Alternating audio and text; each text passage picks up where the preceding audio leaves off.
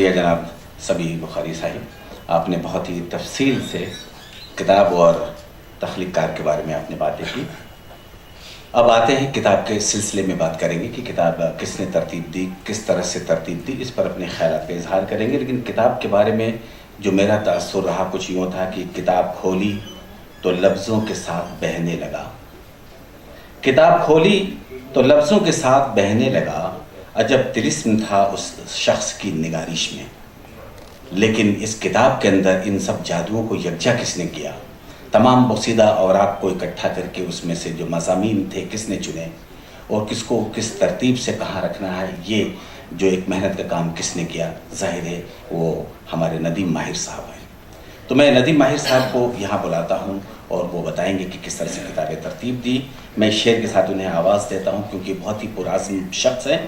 میں کہاں رکتا ہوں عرش و فرش کی آواز سے، مجھ کو جانا ہے بہت دور حد پرواز سے۔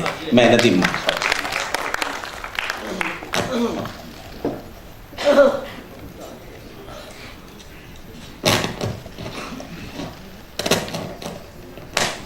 بسم اللہ الرحمن الرحیم۔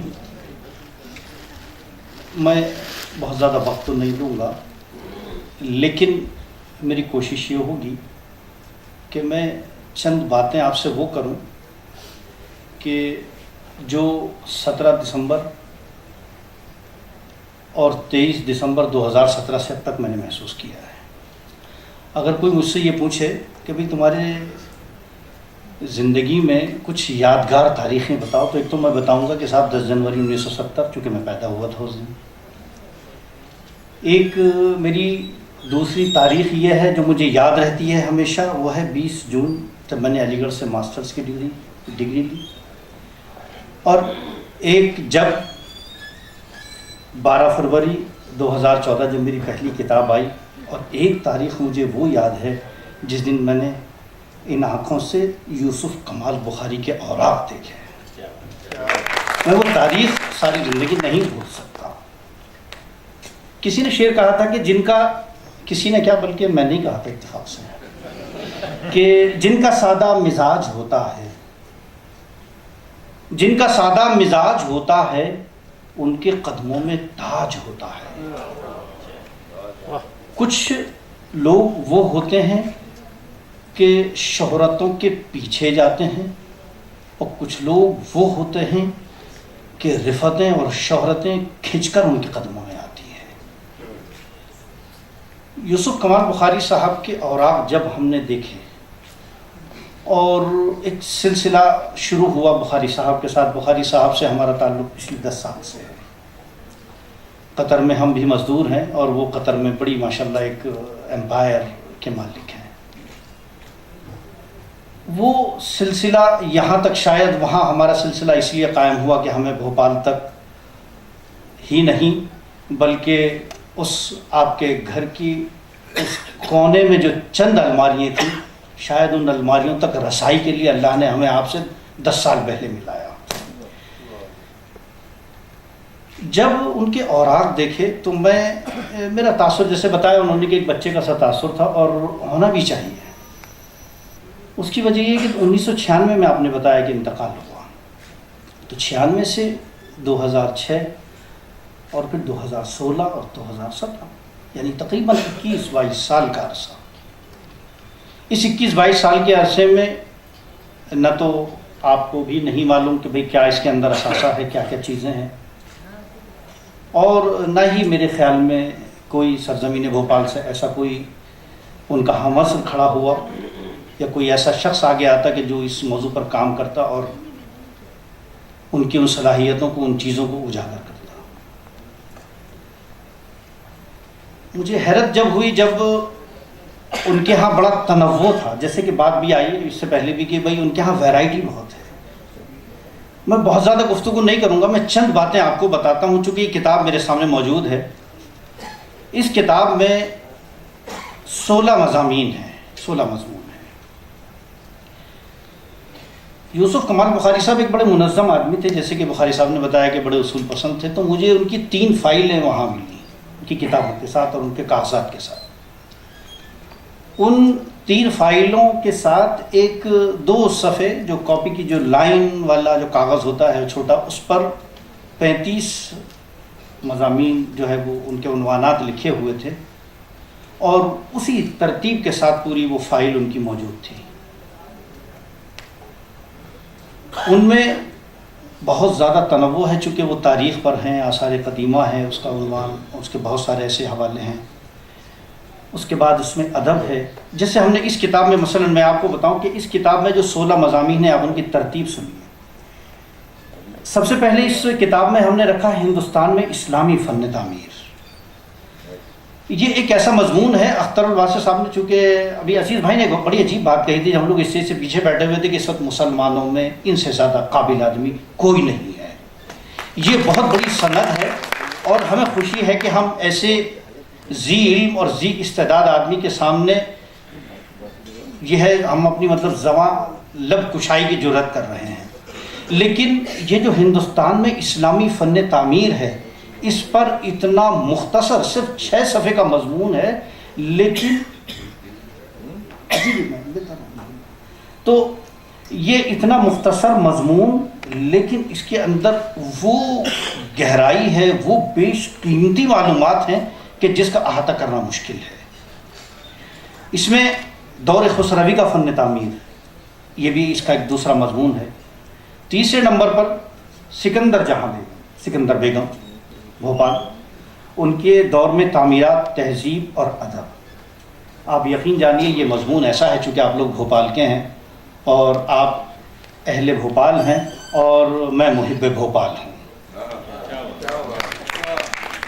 میں نے جب یہ مضمون پڑھا، بلکہ انشاءاللہ جب آپ یہ مضمون پڑھیں گے تو آپ کو یہ محسوس ہوگا کہ یوسف کمال بخاری نے آپ کی انگلی پکڑ لی ہے، اور وہ بھوپال کی ان گلیوں میں آپ کو سیر کرانے کے لیے آپ کو لے گئے ہیں۔ آپ وہاں ان کی تحریر میں بھوپال کا گٹکا بھی محسوس کریں گے، وہ انگرکھے بھی محسوس کریں گے، وہ چوڑی دار پجاموں کا ذکر بھی محسوس کریں گے، وہ چکے اور وہ پردوں کا ذکر بھی محسوس کریں گے۔ آپ یہ محسوس کریں گے کہ کس طرح سے علم نکلتے تھے، کس طرح تازیوں کا جلوس نکلتا تھا۔ غرض کہ اس انداز میں اس شخص نے بھوپال کا وہ تعارف اور وہ منظرنامہ پیش کیا ہے۔ جب آپ مضمون ختم کر کے باہر نکلیں گے تو آپ کو محسوس ہوگا کہ یوسف کمال بخاری آپ کا ہاتھ پکڑ کے لے کے گئے اور آپ کو بھوپال کی سیر کرا کے لا کے باہر پھر چھوڑ گئے۔ یہ کمال ہے ان کی تحریر۔ اور سب سے بڑی بات یہ کہ تصنع نہیں ہے آپ کی زبان میں، آپ کی تحریر میں کوئی تصنع، کوئی بناوٹ نہیں ہے، اسٹریٹ فارورڈ لکھا ہے بالکل۔ اور یہ نہیں کہ بڑی اس میں کوئی ادب کی چاشنی ملا دی گئی ہو، لفظوں کو ٹانک دیا ہو، ایسا کچھ نہیں ہے۔ سادہ الفاظ ہیں لیکن معلومات اور علم سے لبریز ہیں۔ اس میں 3 مضمون جو سب سے قیمتی ہیں، بلکہ اگر اختر بھائی اجازت دیں اور میں لفظ مستعار لوں تو میں یہ کہہ سکتا ہوں کہ اس کتاب کا اگر ہم نکال ہیں کوئی، تو وہ 3 مضامین ہیں ان کے رسم الخط پر، جس میں دنیا میں رسم الخط کا ارتقاء، اردو رسم الخط کا ارتقاء اور اس کے چند نمونے، اور اردو رسم الخط پر ایک طاہرانہ نظر۔ یہ 40 صفحات ہیں تقریباً 3 مضامین کے، لیکن یقین جانیے اپنی نوعیت کے اعتبار سے مجھ کم علم کے، میں کم سے کم یہ دعویٰ کر سکتا ہوں کہ میں نے جس وقت اس کتاب کو ٹائپ کرنا شروع کیا اور جب میں نے یہ مضمون ٹائپ کیے تو تقریباً 60% اصطلاح ہیں، 60% اصطلاحات مجھ کم علم نے پہلی بار سنی تھی یا دیکھی تھی یا ٹائپ کی تھی۔ یہ ان کی علمیت کا عالم ہے۔ اس کے بعد اس میں کچھ دینی مضامین بھی ہیں، اس سے اندازہ ہوتا ہے کہ وہ ایک مرد مومن بھی تھے۔ اور ایسا نہیں بلکہ بہت ساری چیزیں فلسطین سے متعلق، فلسطین اور اسرائیل کا جو مسئلہ ہوا اس وقت، تو اس زمانے کے اخبار کے تراشیدیں ان کے پاس بے انتہا موجود، پوری فائلیں موجود۔ فلسطین کے لیے اس زمانے میں انہوں نے چندہ کیا، اس کے حساب و کتاب موجود ہیں، 20 آنے کسی نے دی، کسی نے 1 روپیہ دیا۔ تو اس درجہ ان کے دل میں درد تھا، تو اس لیے انہوں نے اس کا ثبوت دیا، پیغمبر اسلام اور قرآن کا مقام، قرآن کی تعلیمات، اتحاد مذاہب۔ یہ ایک بڑا قیمتی اس میں مضمون ہے جس میں یہ بتایا گیا کہ مذہب کیا چیز ہوتی ہے۔ یہ دارالعلوم ندوۃ العلماء لکھنؤ میں ایک عالمی کانفرنس ہوئی تھی اتحاد مذاہب کی، اس میں یہ بڑا وقی مقالہ تھا، اور بلکہ کچھ ہمارے دوستوں سے ہم نے ذکر کیا تو انہوں نے بتایا کہ یہ کلیدی مقالوں میں شمار کیا گیا اس دور میں۔ وہ یہ اس میں وہ مقالہ بھی موجود ہے، پڑوسی کے حقوق اس میں ایک ان کا مضمون ہے۔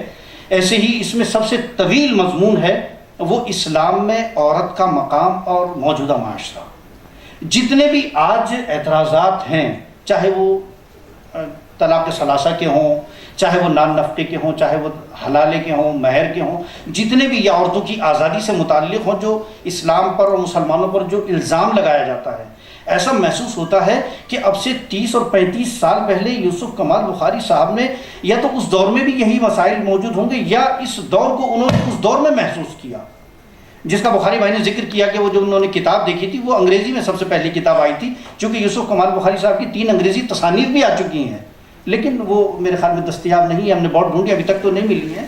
اس میں ایک کتاب یہ بھی موجود تھی جس کا اردو ترجمہ اس کتاب میں شامل کیا گیا ہے، اور اس میں باقی 3-4 مضامین میں آپ کو یوں پڑھ کر سنا دیتا ہوں کہ سید سلیمان ندوی بحیثیت ادیب۔ علامہ سید سلیمان ندوی کو صحافی کے طور پر تو بہت زیادہ جانا پہچانا جاتا ہے، اور ہماری ہندوستانی صحافت کا ایک ایسا آفتاب و مہتاب ہے کہ جس کے سامنے بڑے بڑے لوگوں کی آنکھیں خیرہ ہو جاتی ہیں، لیکن وہ بحیثیت ادیب کیا تھے یہ پہلی بار میں نے تو پڑھا علامہ سید سلیمان ندوی سے متعلق۔ اس کے بعد اس میں حسرت کی شاعری اور اس کا جمالیاتی عنصر، یعنی حسرت جیسا شاعر کہ چپکے چپکے رات دن آنسو بہانا یاد ہے، اس غزل کا اور اس زبان کا شاعر، لیکن حسرت پر جتنی خوبصورت گفتگو ان کے جمالیاتی عنصر سے متعلق اور ان کی شاعری کا جو ایک خاصہ رہا ہے، جو عاشقانہ شاعری ہے، اس سے متعلق یوسف کمال بخاری کا مضمون آنکھوں سے لگانے کے لائق ہے، صرف پڑھنے کے لائق نہیں ہے۔